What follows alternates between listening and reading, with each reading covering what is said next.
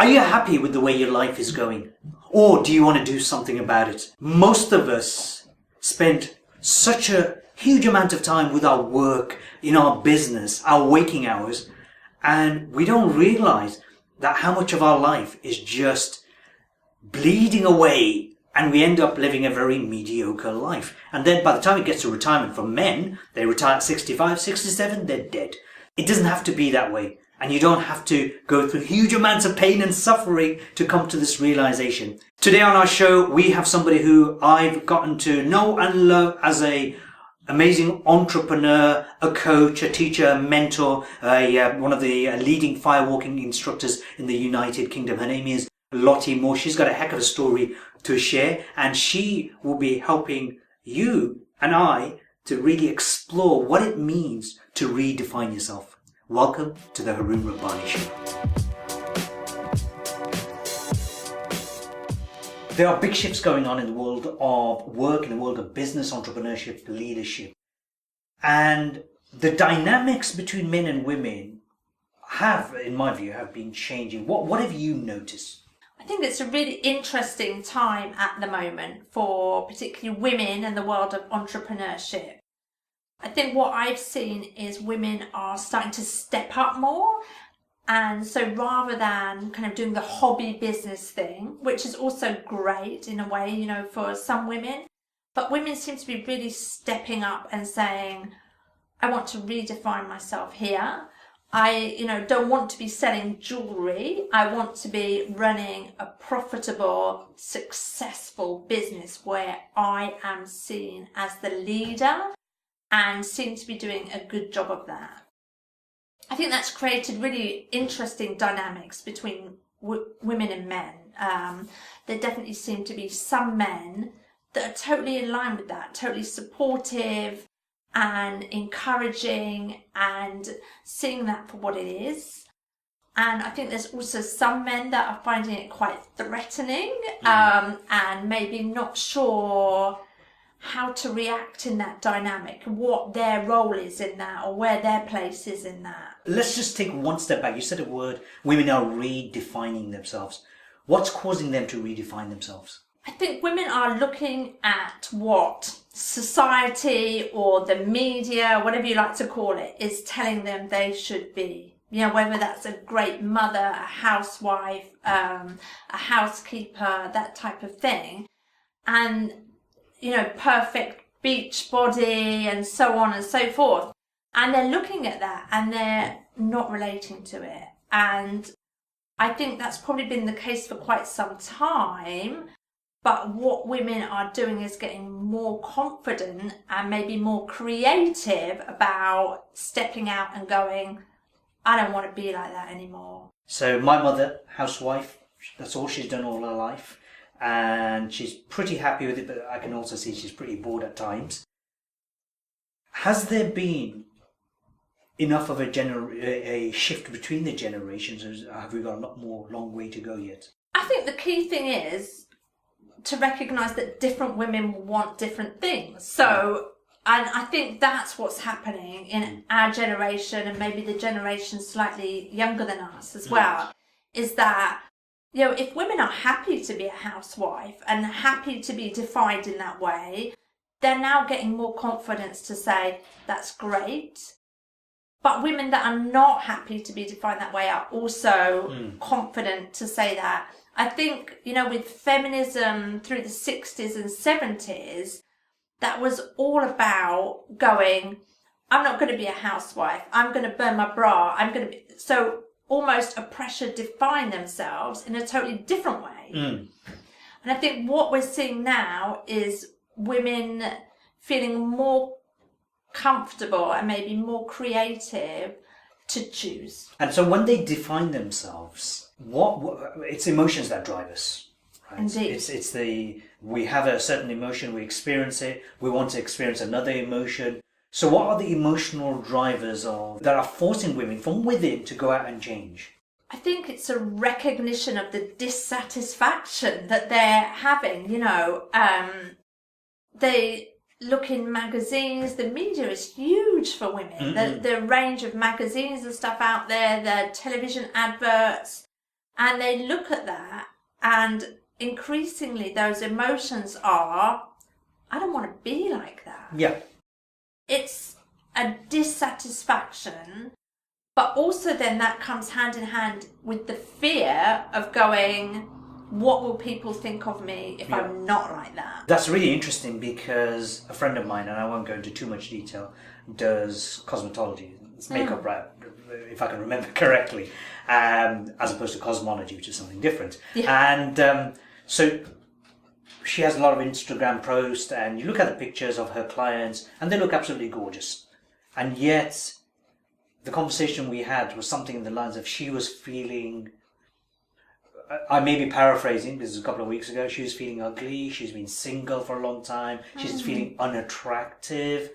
So, I mean, yes, we can blame the media, and, you know, I'm not going to be politically correct about it. We can blame the media, but we can blame the media for selling, I don't know, chocolates, for example, Twix or whatever. But if we as the consumer buy the Twix, then the company exists. And if we stop buying it, they won't make it. Yeah. The company goes bust. So what are your thoughts on people? Responsibility and people taking responsibility into their own hands? I think, of course, we all have responsibility for making those choices for ourselves, but I think it's really hard to step away from that pressure as well. So you've got that mixture of things. I think particularly for women, you know, they're defined in so many different ways. They have to keep the house clean and shiny, and they have to keep themselves clean and shiny. Yeah. Those two things just on their own don't go together. No, you know, clash. when I'm cleaning the toilet, Sweaty, I right? do not have my game face on, you know. Yeah. And so I think that I think that it's really difficult for women to make those choices. I think it's really difficult to go, you know what, I'm going to go out with no makeup on today, if you're normally seen as looking the part. And it's really difficult to say, I'm not going to hoover this week, if you're normally the one that has that house. Right. I'm not for one moment blaming women or anything like that. I really want to explore. I'd like for us to explore these issues. For example, you'd see my mother, her hair started going grey, you know, started getting white hair from when she was probably in her 20s.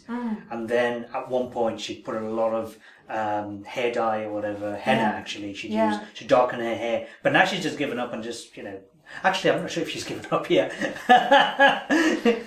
I can share a little bit of my own story in relation to that, actually, really interesting. So I started going grey very young. And I dyed my hair for donkey's years. And then, you know, my hair was in such awful condition, everything like that. And I was growing into being much more confident with who I am. And also I was a bit worried about the corporate work I was doing, that I felt that people were like viewing me like a little child because, you know, I don't have wrinkles and I'm quite small. And I wanted to look more mature or more professional.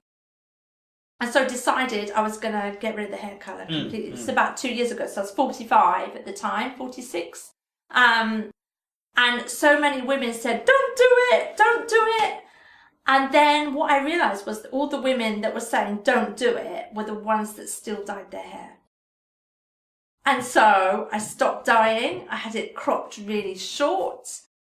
And I bloody love my hair. Yeah. But it was really hard to do that. I mean, like, I was scared of what people would think. But I grew into that real confidence of myself and being me, and I get so many compliments about my hair. But interesting, I haven't told anybody this, there's only very few people know. So I was working in Morocco like last month for a mountain trek. And when I was 15, I knocked 2 of my front teeth out in a bike accident. And when I was in Morocco, I lost my front teeth. And so when I came back to the UK, like the bridge fell out and everything. So when I came back to the UK, I had about a week with no front teeth. Wow. So when I was in Morocco, it didn't bother me at all that I had no front teeth. But when I came back to England, I was like, I did not want to go out of the house. what would people say? Exactly. Isn't that interesting? Yeah. We pay more attention to what others would say and what society would say. And we can talk about this till the cows come home. Yeah. But let's do this, because that's not the scariest things that happen to you. Let's take us back in time through your journey, because you started off as a social worker, of all things. Talk us through being a single mom, setting up, making those pivotal decisions. Yeah, I think for me, gosh, what a journey. So I became a single mum when my daughter was 1 year old, and I've actually sole parented since she was 1. So I've done it all on my own. So it's been quite a journey. And it got to a point, by the time she was kind of 8, I was working and I was studying and I was working another job to try and earn enough money. And so I was at work at 8 o'clock every morning. So my daughter was dropped at my parents' for them to take her into school. I was absolutely exhausted. And I was quite broken.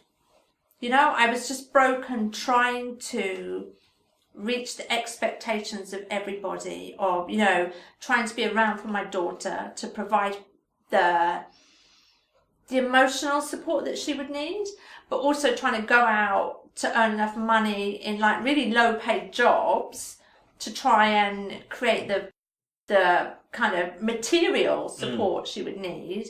And actually I wasn't achieving any of it. What kind of jobs were you doing? So I worked as an HCA, a healthcare assistant, in general practice for a while. It was so difficult to get a social working job part-time while I was caring for my daughter as well and stuff like that. So really low paid work. And it was shift work, long hours. And I just got to a point where, I was broken. I was just running myself ragged and not achieving anything that I aimed to do. And then in 2009, I was introduced to somebody from Burkina Faso, West Africa, who ran a voluntary organisation out there. And he turned around to me and he saw what my life was like, and we talked a little bit. And he said, "Come to Burkina Faso." And I literally said, "Okay."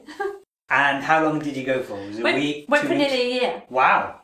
Okay, hold on. So how old was your daughter then at that time? She turned 10 while we were out there. What about schooling? What about all those other responsibilities that is needed, you know, as a parent towards a child? I took her out of school. Yeah. And you homeschooled her then, did you? We had a little bit of schooling, but basically I took her out of school. Right, okay, you took her out of the system completely. Yeah. Okay. How did that affect her? She thrived.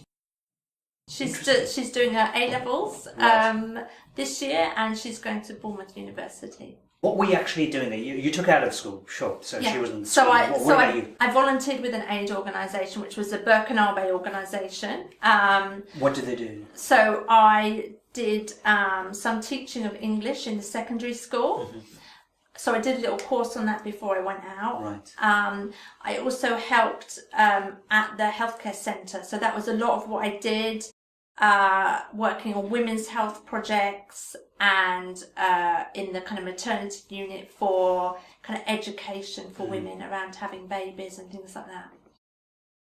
And Maddie, while we were there, she did the odd class, maths and stuff, to just be a part of the schooling system.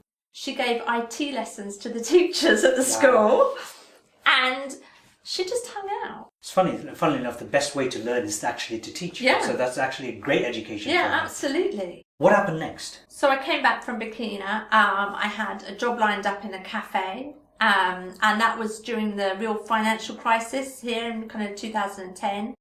And the cafe went bust 2 weeks after I was back, so I had no job. And so I did two things. I trained as a coach, and I helped some friends start a charity as well to raise money to build schools in Burkina. So for me, my learning in Burkina was that there's a different way to live. That I did not want to conform to what Western society told me was the right way. Right.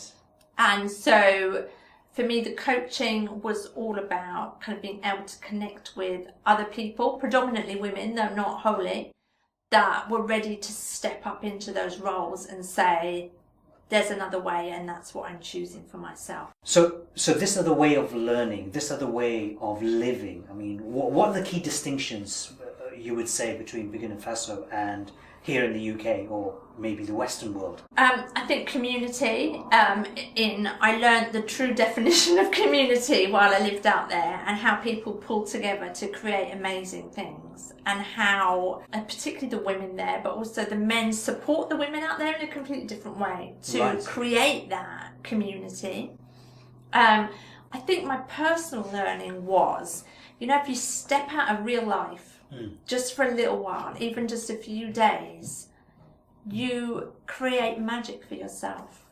You create complete magic. If you can go, okay, that's real life, but this week I'm going to go and do whatever, and you live within community for that week, or however long it is, then the learning is quite exceptional. What I also learned, I think a big learning for me, was that inner peace is not about sitting in a corner going,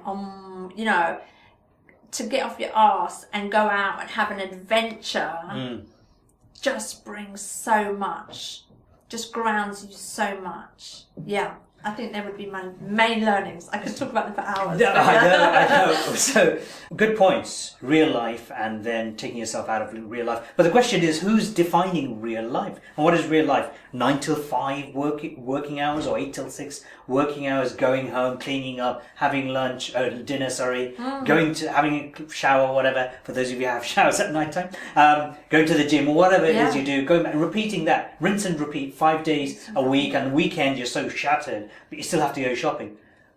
Is that living? No, not to me, it's not. But I think it's key also to point out that for people that do live like that, there are still possibilities of how to draw in some of the other things as well to bring a greater level of satisfaction. So I think that, to me, it's meant all about the entrepreneurial life, and living a different way, making different choices, working for myself, taking responsibility for what I create, nurturing others to be able to do that, and allowing myself to be nurtured.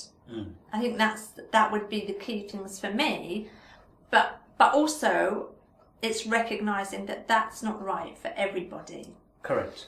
So what I would say is that people that are in that 9 to 5, it's creating that in a way that serves them. It's interesting because people ask me, since I've been in entrepreneurship most of my life, I worked in corporate arena for about a decade. If they ask me now, can I be an entrepreneur? I said, no, stick to your job. Okay. I actually tell them, stick to your job. I'll tell you why. Because an entrepreneurial life isn't for everybody. Yeah. It's tough. It's unpredictable. Now, you can make it big. Most people don't. Yeah. And so it's very easy to just build up this lifestyle, this dream life, when if you don't take the action was the magic word that you mentioned earlier on. Yeah. Now, you're a coach and you've been coaching successfully, and you've got a great reputation. Otherwise, we wouldn't be speaking, because, just the way my show is. Thank you. A lot of people, it's coming from other people, not just from yourself, but a lot of people saying amazing stuff about you. So, I've got issues with coaching. Yeah, me too. But you know that I call myself a mentor, not a coach. That's right. Yeah. I remember in 2002, I was still working, but I was developing my training and coaching business. Yeah. And I remember going, and I was in my 30s at the time, and I went to an event, and they had somebody from a coaching academy inviting me to go and join them. And I asked them, so what is it that you do? I'm a life coach. How old are you? 20. Interesting. Yeah. You see, you haven't got that much life to share with me, or have that kind of backdrop to be able to really coach me. And I was involved in the personal development organization I started in 98, and I again dealt with a coach who teaches confidence. Now, I used to have, for Junior Chamber of Commerce in Birmingham, we used to have weekly meetings, and we'd have a speaker, and we'd have maybe 20, 30 people there, maybe 15, or something like that. So this coach who teaches confidence at Harun, I'd love to speak. I won't mention the name. I'd love to speak, Alice. I'd love to speak at your. She won't be watching. Awkward. I'd love to speak at your event, but can you make sure there's only 6 people there? And I thought, why? Because I haven't got the confidence to speak to more than 6. So to me, coaching has got, not just based on that, a lot more examples. Coaching has got a very bad reputation. Don't get me wrong. I am a coach. I hear you. I don't admit it. But what are the biggest myths about coaching? So I think a lot of the organisations that train coaches charge an awful lot of money and then don't actually support their coaches to become successful. So I think one of the biggest myths about coaching is it's easy to earn a lot of money. It's not. And, you know, if you want to be a good coach as an entrepreneur, you have to be good at marketing, you have to be good at selling, you have to be, you know, all these other things. Yep. So myth number 1 is, you know, pay a lot of money for a certificate and therefore you'll just automatically be Right. good. Myth number 2 is all about the competition, and I hate that. I think, you know, Harun, to me, that's all, you know, it's like, well, don't talk to that coach, don't do that, set yourself up as competition, this, that, and the other. I believe really strongly in that community, mutuality. Collaboration. Collaboration, Yeah, collaboration, exactly. cooperation. Yeah. So that to me is a second myth, is that, you know, it has to be competitive. Yeah, it doesn't. And there are other ways to do it. And the third myth, I would say, is, you know, maybe there's a certain spiritual arm of the coaching business that encourages people to maybe to talk a certain talk rather than walk a certain walk. Yeah.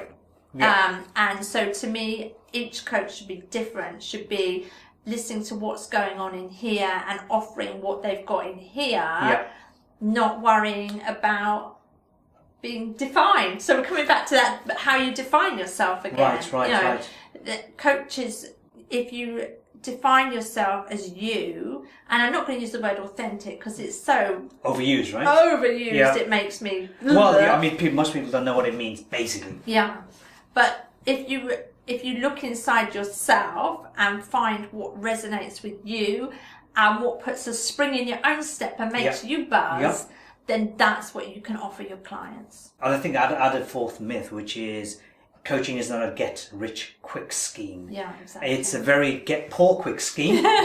Because if you have a job and it's paying you, let's say, $50,000 a year, and you're hoping to create a coaching practice which will earn you $50,000 a year, good luck. So I won't mention the organisation that I trained with, but, you know, they were all about, well, when you're a coach, you can charge X amount an hour. And so if you're working 40 hours a week and you times that by 40, this is what you're going to earn. And everything.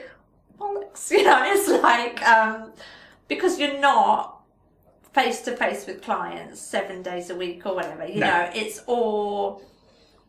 it's marketing, it's collaboration, it's, that is a lot of the work involved. Yeah, most of the work for most people in coaching isn't actually the coaching. Yeah. Because the coaching, you know, it is fun. It has to be done properly, methodically, etc. What drives you? Yeah, so we've just come back from the mountains in Morocco. It's the third time I've done the trip. So it's a trip to up Toukat, which is a mountain that lots of people have never heard of. Right. It's the highest mountain in North Africa. Right. So it's a little bit lower than Kilimanjaro. And we took a group of just women and we to the summit of North Africa for International Women's Day. I'm pretending I know nothing. Okay. I do know something. Why the heck do we need an International Women's Day? So I think it's really key to remember that it's international. Mm-hmm. Internationally, you know, children are getting married off. Correct. Young. Girls are having their genitals mutilated. Yeah. The gender pay gap has been all over the news recently. In our Western society, Me Too is that big campaign of how men are thinking it's okay to treat women, or some men are thinking it's okay to treat women. Sexually harass them. Yeah. Yeah. And so International Women's Day is a day that everybody should be celebrating women. It's not just about the women. And that's what I see actually in our Western society is International Women's Day is made all about the women. When I lived in Burkina Faso, International Women's Day is a bank holiday. Wow. And the idea is that women sit and drink tea or whatever all day and chat with their friends, and the men take on doing all the roles that the women would normally do. Wow, there's an idea. And there's even a fabric made for International Women's Day every year. And so the women have a dress made in International Women's Day fabric. The men have a shirt made in International Women's Day fabric. And so it's all about their society celebrating the women. Right, okay. And Wow. we've lost that here in the West. It's become a feminist thing. It would be brilliant to see more men being involved. Well, I mean, this is the thing. I mean, this is the first time I'm hearing this aspect of it, and it sounds like something that in the West, us guys should all chip in together and say, right, let's do some kind of party or celebration, homage to women and serve them. I mean, should be kind of like on a daily basis, and vice versa. I'm not for just one gender or the other. A lot of these women, what kind of backgrounds are they coming from? All types of backgrounds. A lot's running their own business, not exclusively, but lots running their own business. Most are already in the role of being mother, homekeeper. So, that kind of age of maybe 30 plus. And women that are ready to redefine themselves again. So how do these women redefine themselves? I think the mountain trek is a great way to do it, or something like a retreat. I know you've run retreats in the past as well, and things like that. Is that women often don't know they're dissatisfied until they see something and they go, oh, I wish I could do that. I wish I could do that. I have women say it to me all the time about my life. Or, I wish I could do that. I wish I could go off to Latvia and Firewalk, or I wish I could, go off to the mountains, or, and the reality is they can. And I guess there's maybe a small percentage of women that look at the things I'm doing and go, I wish I could do that, and so I'm going to. And that's really scary, and everything else, by Jove, I'm going to. It's amazing our capacity and our capabilities, but I was in the Grand Canyon, for example, last year. And you imagine, I'm sat on a rock right next to the ledge, overlooking the Grand Canyon. The place is so vast, and you can see all the different layers, the sedimentary layers of the rock. And you look around you, and when you look around you, it kind of makes you think, well, made me think, I am not even a mere speck in this vastness, this greatness. And yet when I come back to the UK or travel to other parts of the world where everyone's, stuck in their job, busy, they're like, they get caught up in the smallest little, he said this and she said this. People are getting offended and getting caught up with their negativity. For entrepreneurs, they have not got time for this. Any successful entrepreneur, if you're getting involved in this little petty stuff, you're kind of not going to succeed. Not as an entrepreneur, not as a leader. So, for our listeners, our male entrepreneurs, we want to address them as well. Let's talk about the women one first. If they wanted to be influential, meaning help others create change within themselves, I can't make you change, but I can help them facilitate change, which is what you do. So, if women wanted to be more influential, that means create the change, but then impactful, meaning get the results from the change. What would you recommend they address? I think it's exactly the same for women and men. They might do it in different ways, but it's exactly the same thing. And that is looking at the people around you and investing in creating people or, a team, whatever, that reflects what's in here, so that you can then have the time to step up and do what you want to be doing. So I think a key problem that leaders have, or key mistake that leaders make, is they focus on the action.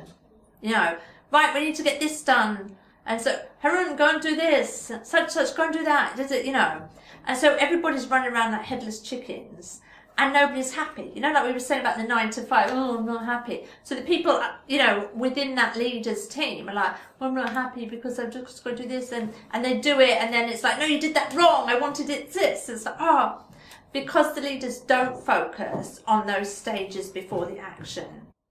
If they focused more on, you know, the communication, having great communication so people know what's expected and they know what's going to create good job, good results, and keeping their team happy, then what happens is that team just speaks for them. That's right. The team represents them. They don't need to stand up and go, look at me, I'm a great leader. You know, the people are doing it for them. One of the studies done by Gallup, a poll done by Gallup, they found that 87%, I can't remember exactly which one, 86% of workers across the world globally are disengaged from their workplace. In other words, they're turning up to you, getting paid, and they're just doing the job. But performing, probably a lot of them are not performing up to par, but they're doing the job, and yet it's the most expensive way to recruit staff. As a leader, as a business owner, it's a very lonely place. Definitely. What are 2 or 3 things they can do to really make it a lot more, how can I say, a lot more fun being a leader rather than a lonely place? Get to know their team. Get to know your team, You know, there's this thing of like, oh, I'm at the top, I can't go down. Go in, get to know them. I think when they are investing in maybe something like team building or whatever, do something where the team are actually going to feel invested in. You know, clay pigeon shooting does nothing for nobody. No business is ever gonna, grow from everybody going clay pigeon shooting. So do that in investment in the people when they are providing things like that. And I have one of my key phrases is celebrate what you want to replicate. Right. And I think you do that across the board. So if Johnny in sales has a small win, even in his first week, he has a small win, celebrate, and I don't mean, well done, Johnny, I mean like, woohoo! Yeah. And what happens in those environments, what's been seen to happen is, everybody wants to do well. They don't want to do well because they want the bonus. They don't want, they want to do well because it creates happiness within that arena, and everybody then is on board trying to do well. So many of our viewers and listeners are going to be leaders. They run their own business, fast-growing organization, or they're part of a fast-growing organization, meaning they might be a senior manager, director. However, some of them aren't in that position. Maybe they want to consider, or maybe they are looking into becoming better quality coaches. And I know that's what you do. You help them do that. So do you want to share with our listeners and viewers how they can perhaps get in touch or learn from you? So we're just launching a brand new website specifically for this called the Coaching Success Academy. And we are offering training programs and stuff like that there. But what has become really key to me to offer is a very affordable forum for coaches to come together to share ideas, to share resources, and to make sure coaches are working professionally across the board. So not just with their coaching, but where can they get really great support to market themselves? Where can they get the contracts that they need for their bigger clients? Where can they do this without feeling that they have to pay out more money? There's so many kind of reach your 6 figures in a month, kind of programs out there. And to me, they're ripping people off. There is another way, and I think that is by bringing people together to share ideas and share knowledge, and that's what we're creating. What's interesting is that somebody was asking me about recently about their speaking career, and I said, look, there's plenty of people teaching speaking, plenty of speaker trainers, but it's interesting because there's more speaker trainers than there are good speakers in the United Kingdom. Yeah. There's something wrong with that equation there. So I said, forget going to trainers to start off with. Practice speaking. Once you practice speaking, number one, first make sure I use the word that you said you don't like so much, but I think it's very important in this context, be authentic, be yourself. Yeah. So what I love about what you're doing with your your Coaching Success Academy is you're replicating Burkina Faso in there because you're creating community. That's what it's all about. It's about nurturing people and enabling them to have the confidence to be authentic, you know, rather than going, this is the way to do it. And, you know, a really key thing with training, Harun, and with the speakers, as you're saying, anything like that, is before you invest in training, you need to be doing this stuff because you need to work out what you're good at and what you're not good at. And it's the bits that you're not good at that you need to invest in the training with, right? Absolutely. You don't need to pay for all these big training programs and stuff like that when, you know, as a marketing for a coach, when actually the only thing you need help with is the sales aspect or something. So you need to be out there doing it and finding out what your strengths and your weaknesses are and investing in training for your weaknesses, not another certificate to go on the wall because that might somehow magically bring clients. Yeah. And it doesn't work like that. Doesn't at all. When I sell medical equipment, in fact, we did have created community between several of us, of my colleagues within our division actually. Yeah. And we're constantly on our phone to each other, saying, hey, you know, how did that go and what were you doing, and learn from each other. So that's exactly what you do. So Lottie, we've come towards the end of the show. So thank you so much for all that you've shared. And what's the best way for people to find you? I guess the most easy way is at the website mindsetmetaphors.com, or on Twitter I'm Lottie Moore here, or on Facebook I'm just good old Lottie Moore. And I love to connect to people, so let me know, you know, even if you've just watched this or whatever and taken one key piece from it, I just love to hear that. So yeah. Okay, so all the links are below, and you just click on the link and you'll be over onto one of Lottie Moore's pages, social media sites. So Lottie, is there any last message you want to share with our listeners? You know, for me, kind of 10 years ago, I was completely lost. Life was just like struggle extraordinaire.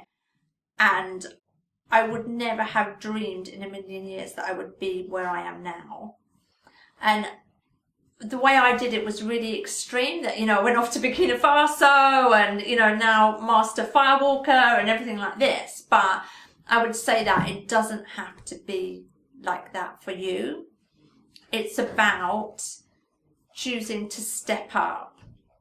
You know, that's all you have to do, is to step up and go, okay, maybe this isn't making me happy, or maybe I'm not as good at what I'm doing as I would like to be, but I'm making that choice to go for it.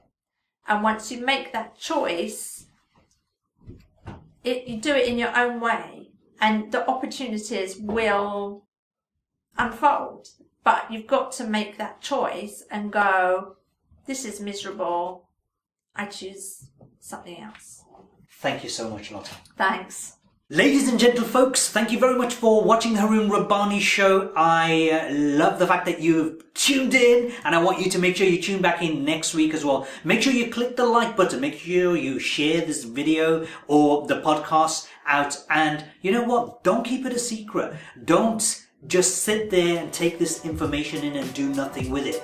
That's called entertainment. Take at least one little idea, one little tip, one thing you learned, and implement it today, then tomorrow, and at least 66 days, because that's how long it takes to form a habit. My name is Harun Rabbani. I will see you next time on the Harun Rabbani Show. Bye for now.